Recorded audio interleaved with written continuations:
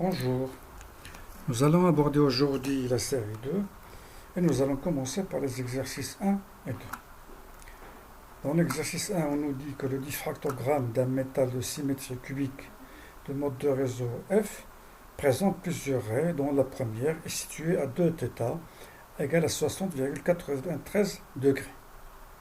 Et on nous dit également que l'anticathode utilisée est celle du fer, donc en fer, avec lambda K alpha égale à 1,9359 angstrom. Nous avons donc pas mal de renseignements et de données. Les renseignements, c'est que le métal M de symétrie cubique. Deuxième renseignement, il y a un mode de réseau F. Et troisième donnée, c'est que la première raie se situe à 2θ égale à 60,93 degrés. On nous demande de dresser un tableau rassemblant les 7 premiers plans HKL qui ne présentent pas d'extinction systématique.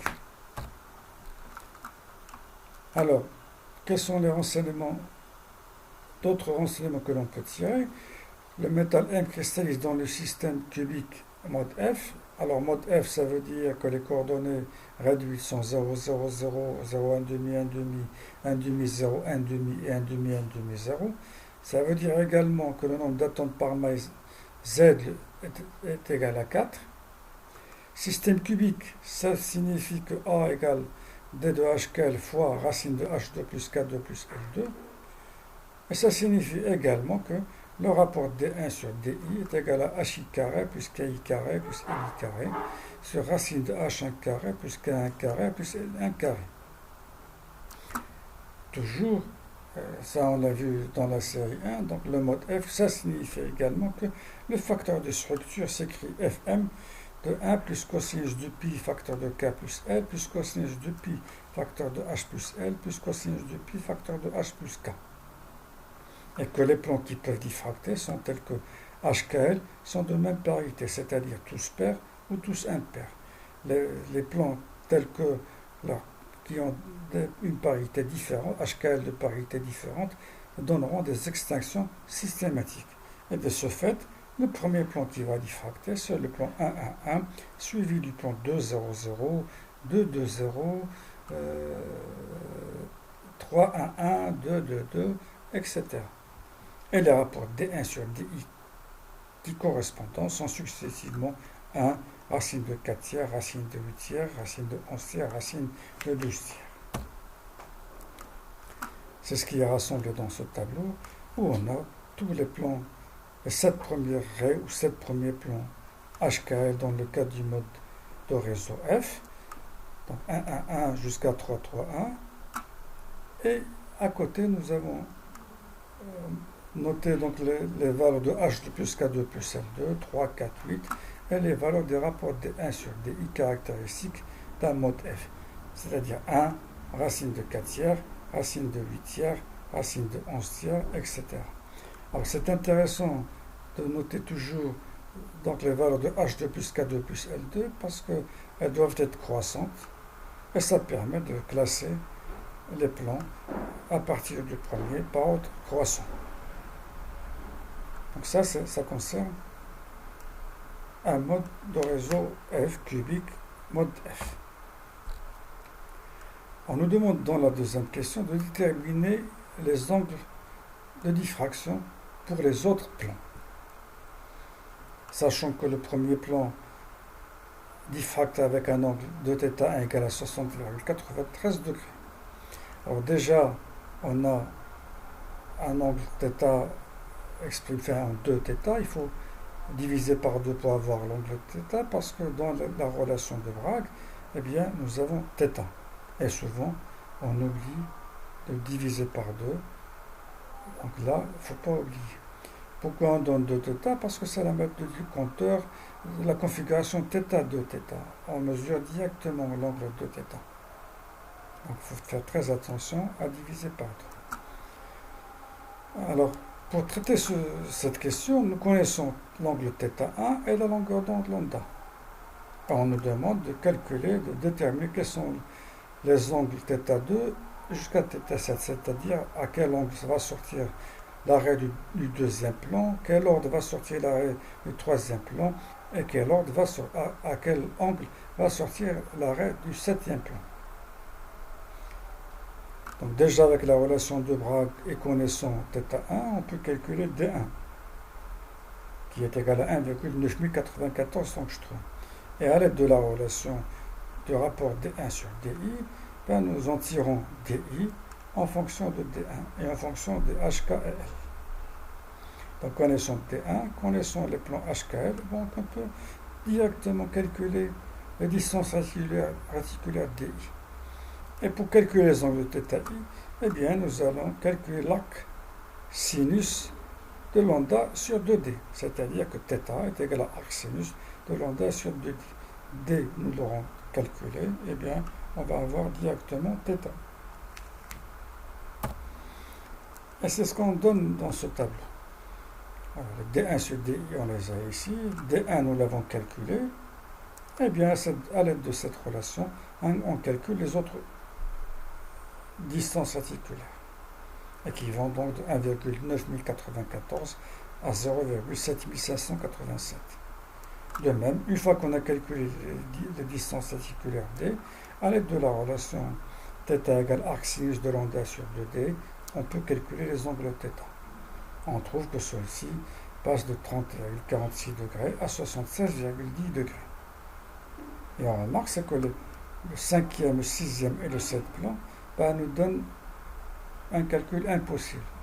C'est normal parce que lambda sur 2D, qui est égal à sinus θ, donc pour cet angle-là, lambda 1,9359 et D c'est 0,9547, lambda sur 2D est supérieur à 1. Ça veut dire que sinus θ est supérieur à 1, ce qui est impossible.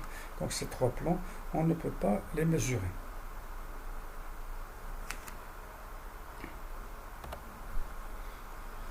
Alors avec ces valeurs de D, on peut calculer le paramètre de la maille à l'aide de la relation que l'on connaît.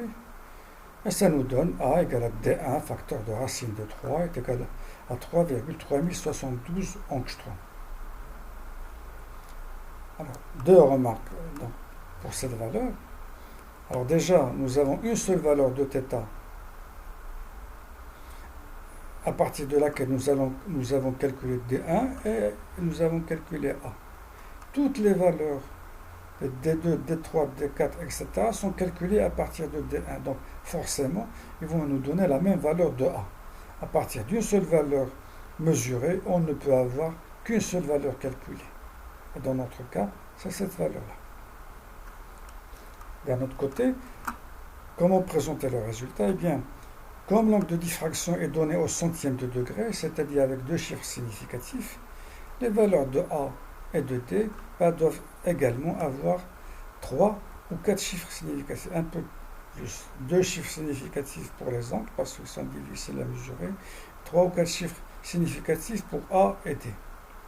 Comme ça, on rend compte de la précision de la mesure. Si la mesure de l'angle est précise, A et D doivent être précis également. Qu'est-ce que ça veut dire lorsque je lis une valeur comme ça? Ça veut dire que l'incertitude, elle porte sur le 4e chiffre. Ce n'est pas comme si j'avais un résultat où l'incertitude, 3,30 par exemple, l'incertitude va porter sur le premier chiffre. Ça peut être 3,31 ou 3,29. Une large zone d'incertitude. Donc plus j'ai de chiffres significatifs et plus le résultat est précis. Et cette précision, elle est due à la mesure. Si la mesure est précise, le résultat est précis. Et de manière générale, avec un angle θ au centième, A et D doivent avoir 3 ou 4 chiffres après la virgule. Avec un angle au millième, c'est-à-dire avec 3 chiffres après la virgule, A et D doivent avoir 4 ou 5 chiffres après la virgule. Autre remarque, il ne faut pas oublier l'unité.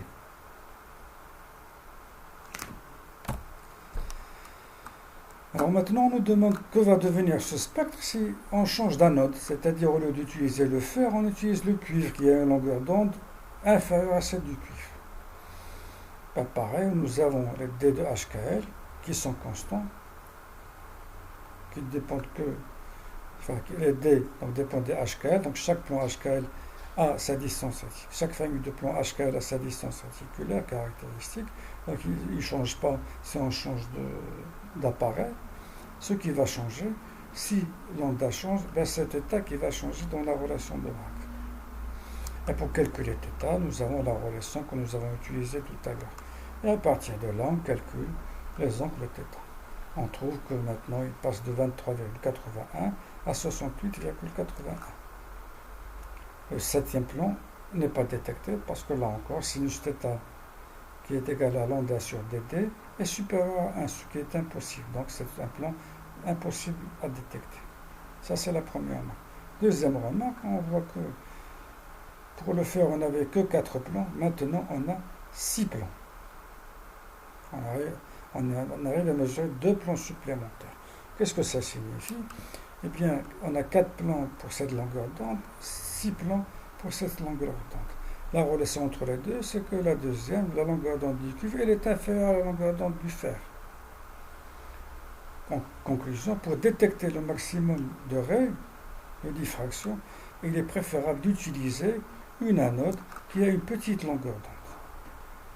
C'est pour cette raison que pour des résolutions structurales, on utilise une anode en molybdène qui a une longueur d'onde encore plus petite, 0,7073 angstrom, qui est presque la moitié de la longueur d'onde lambda K alpha du cuivre. Et c'est celle que l'on utilise pour les résolutions structurales parce que il nous faut un ensemble de données, le maximum de plans diffractants, comme ça on a un maximum de données parce qu'il y a de nombreuses inconnues et il faut plusieurs équations pour résoudre le système.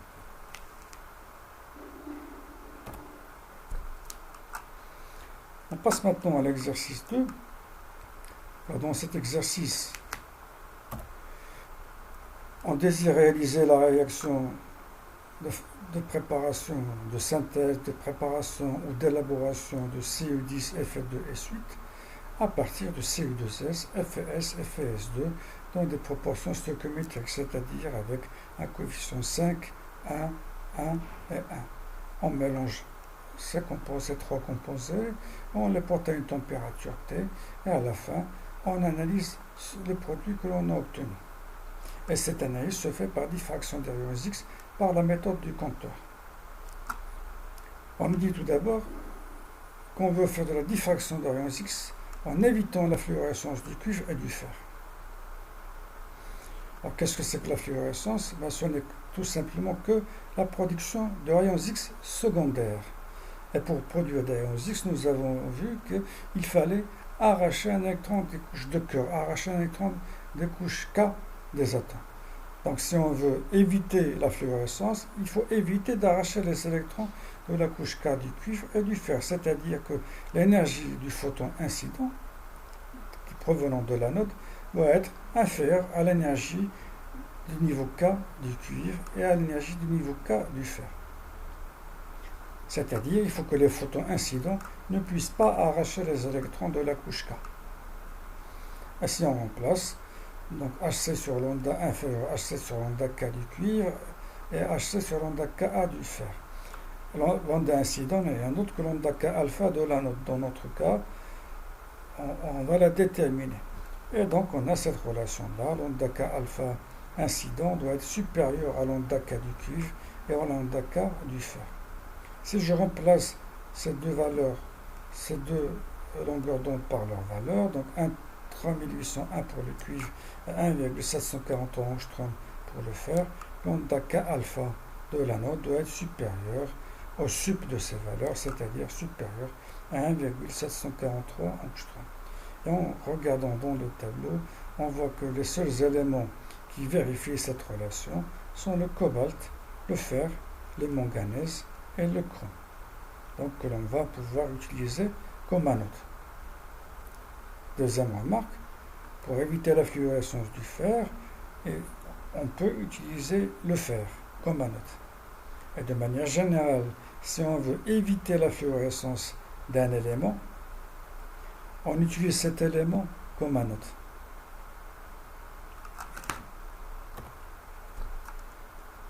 Deuxième question. Quel filtre doit-on utiliser si on utilise une anode en fer? Eh bien, On l'a déjà vu plusieurs fois maintenant. On doit vérifier cette relation, c'est-à-dire que l'onde K du filtre doit être comprise entre l'onde K bêta de l'anode et l'onde K alpha de l'anode. L'onde K du filtre, nous l'avons. Il suffit de regarder dans le tableau. Et bien l'élément qui vérifie, l'onde K du filtre, donc c'est à déterminer. L'onde K bêta du fer et l'onde K alpha du fer, on les a dans le tableau. Là, il suffit de regarder et de comparer. Et on trouve qu'il y a un seul élément qui peut être utilisé, c'est le manganèse, car il a une longueur d'onde, l'onde K alpha égale à 1,896 angstroms. On aurait pu utiliser également la relation Z du filtre égale à Z de l'anode moins 1, ça donnerait la même chose, c'est-à-dire que le seul élément qui peut jouer le rôle de filtre, c'est le manganèse. Maintenant, dans la question 2, on va faire une étude par diffraction des 11x par la méthode du compteur, et on nous dit que nous avons 5 raies, 6 raies, qui sont de θ égale 17,778 et jusqu'à 2θ égale à 41,332. C'est-à-dire, on voit déjà pour les valeurs de θ qu'elles sont au millième. Ce sont des valeurs très précises. Donc, les valeurs de A et de D devront être après très précises également. Alors, qu'est-ce qu'on tire? Sachant que ce composé cristallise dans le système cubique, déterminer le mode de réseau et indexer le spectre. Alors, nous savons que l'étude est réalisée par diffraction de 11x par la méthode du compteur. Nous savons que le composé cristallise dans le système cubique avec tout ce que ça entraîne comme relation que nous avons vu dans l'exercice précédent. Et nous avons les 6 premières. Nous allons d'abord calculer D de HKL et ensuite déterminer D1 sur DI et puis les comparer avec le tableau théorique que nous avons déjà vu pour dire quel est le mode de réseau de ce composé.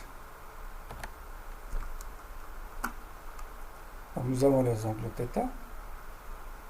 Il ne faut pas oublier de diviser par 2 pour avoir l'angle θ. Ensuite, on calcule le D de HKL. Et là encore, comme les angles sont donnés avec 3 chiffres significatifs, j'ai dit tout à l'heure qu'on pouvait donner D avec 4 ou 5 chiffres après la virgule. Bon, là, j'ai préféré les donner avec 4 chiffres après la virgule. Nous avons les valeurs de D. Ben, on calcule D1 sur DI, on trouve 1, 1,15, 1,63, etc. Ce sont des valeurs caractéristiques d'un mode F qui sont 1, racine de 4 tiers, racine de 8 tiers, racine de 11 tiers, racine de 12 tiers, racine de 16 tiers. Et comme c'est un mode F, donc l'indexation, c'est celle-là, tous pairs ou tous impairs, 1, 1, 1, 2, 0, 0, 2, 2, 0, etc. Donc, le mode de réseau de ce composé est cubique à face centrée, et l'indexation sera 1, 1, 1 jusqu'à 4, 0, 0.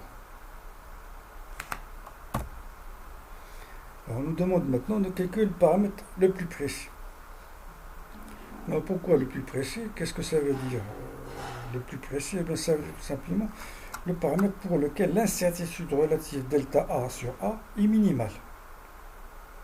Alors, cherchons cette incertitude delta A sur A. Pour cela, nous allons partir de la relation de Bragg. Nous allons appliquer les logarithmes. Donc log de 2d sinus θ, ça nous donne log de 2 plus log de d plus log de sinus θ plus log de n plus log de lambda. Ensuite, nous passons au différentiel. D de 2 sur 2 plus D de DHK, etc., etc. Or, D de 2 est égal à 0, donc il est connu avec précision. D de lambda est égal à 0 également. D de n est connu avec précision, c'est un nombre entier, donc est égal à 0, ce qui nous donne finalement D de HKL. Et là, D de sinus θ, donc je dérive, c'est cosinus θ dθ. Et ça nous donne finalement D de HKL sur D est égal à moins cosinus θ sur sinus θ fois D de θ, ce qui n'est rien d'autre que moins cotangent θ dθ. Et on passe ensuite aux incertitudes delta D sur D, qui n'est en fait rien d'autre que delta A sur A, est égal à cotangent θ delta θ. Alors apprenez à faire cette démonstration et nous servira dans pas mal d'exercices. Qu'est-ce que ça signifie? Eh bien, lorsque θ augmente, cotangente θ diminue. Donc, delta A sur A est faible, diminue lorsque θ augmente. Donc la précision est meilleure lorsque les angles θ sont grands. Donc pour cela, il faut considérer les raies qui correspondent à des angles θ élevés. Et on va considérer les trois dernières raies. Et faire la moyenne de ces trois raies. Comme ça, si on se trompe sur la mesure d'une raie, on fait une moyenne. Ça permet de minimiser les erreurs. Et dans le cas de cet exercice, nous aurons donc A moyen, c'est égal à A4 plus A5 plus A6 sur 3.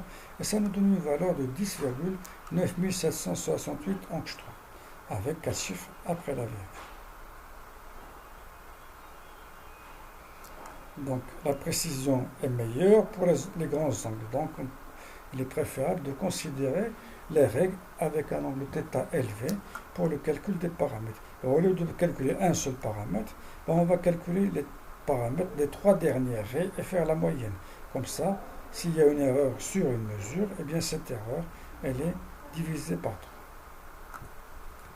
On nous demande ensuite de calculer la masse volumique. Eh bien, ρ égale à Zm sur Nv, Z est égal à 4, M, bon, on calcule la masse molaire, et V, c'est donc 10,9768, 10 puissance moins 8 en centimètres, puissance 3. Et ça nous donne ρ égale à 5,04 grammes par centimètre cube. Donc toujours, on regarde, la précision elle est meilleure pour les grands angles. Donc on essaie de calculer les paramètres à l'aide des raies qui correspondent à θ élevé. Et on prend généralement les trois dernières raies ou les deux, mais de préférence celles qui ont des intensités convenables. Dernière question, on nous demande quel élément maintenant, quel anode on doit utiliser si on veut faire une étude par fluorescence X. Tout à l'heure, on voulait éviter la fluorescence X, c'est-à-dire éviter d'arracher des électrons de la couche K du cuivre et du fer. Maintenant, c'est le contraire. On veut faire de la fluorescence X, donc produire un rayonnement X secondaire. Donc, on doit arracher des électrons des couches de cœur, des atomes de cuivre et de fer. Pour cela, on doit avoir EK alpha incident. L'énergie incidente doit être supérieure à EK du cuivre et à EK du fer. Et en remplaçant, comme tout à l'heure, on va trouver que l'onde d'K alpha incident doit être inférieure à 1,3801 et 1,743. C'est-à-dire qu'elle est inférieure à l'inf de ces deux valeurs, inférieure à 1,380 angstroms. Et en regardant dans le tableau, on trouve que les seuls éléments qui peuvent jouer le rôle d'anode à ce moment-là, ce sont le molybdène et le zirconium. Ce sont eux qui ont des longueurs d'onde K alpha qui peuvent arracher les électrons du cuivre et du fer. Mais sachez que si on est dans ce cas de fluorescence et de diffraction, comme la diffraction c'est un phénomène d'interférence, donc où on va avoir la somme des amplitudes diffractées par chaque atome, nous aurons des intensités qui seront grandes. Par contre, dans le cas de la fluorescence, donc chaque atome va émettre de l'énergie dans une direction donnée et donc au total, cette fluorescence ne va faire qu'augmenter un tout petit peu les lignes de fond. C'est-à-dire, ça ne va pas donner une raie parce que ce sont des raies correspondant à un phénomène d'interférence, donc superposition de plusieurs raies, de plusieurs faisceaux. Les faisceaux diffractés par fluorescence vont donner donc une espèce de ligne de fond, donc des petites lignes parasites sur le spectre, mais de très très faible intensité. Voilà, je vous remercie pour votre écoute.